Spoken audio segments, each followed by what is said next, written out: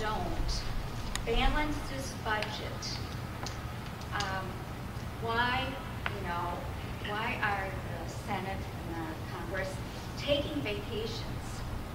Well, I don't think they should go anywhere until the budget is balanced.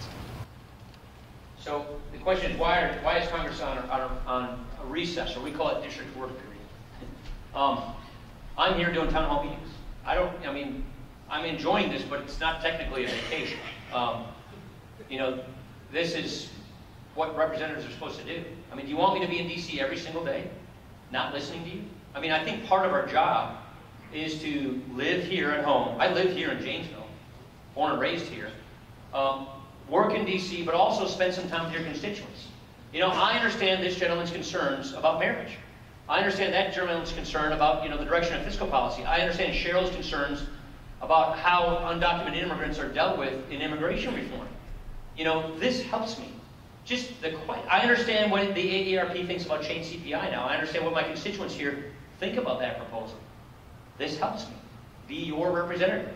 So it's important that we come to our districts and do these kinds of events so that we understand, how to be better representatives. Now, mind you, I passed a budget in March that balanced the budget. That's what my budget does, the one we passed in the House. Now, that's not what the Senate's budget does. That's not what the President's budget does.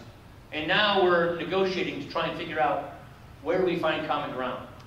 That's a challenge we have in our hands. We've got different budget agreements that, the Senate's budget has a $923 million tax increase with $265 billion spending increase, net over the 10-year period. The President's has a $1.1 trillion tax increase with a $964 billion net spending increase over the 10-year period.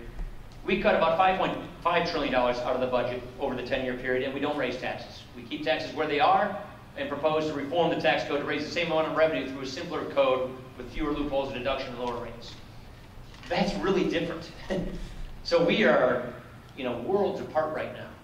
And now we're trying to figure out, at least the Senate passed the budget, so we actually have a process continuing. Now we're trying to figure out where the common ground lies. And those are the kinds of conversations we're having. And I think it's helpful, actually, to listen to your constituents about their concerns and their points. And I hope the Senate, people in the Senate, go home and do the same thing so they hear their constituents say, balance the budget, do something about the budget, balance the budget. I hope they hear that so maybe they can, agree on some ideas on how to get this budget balanced.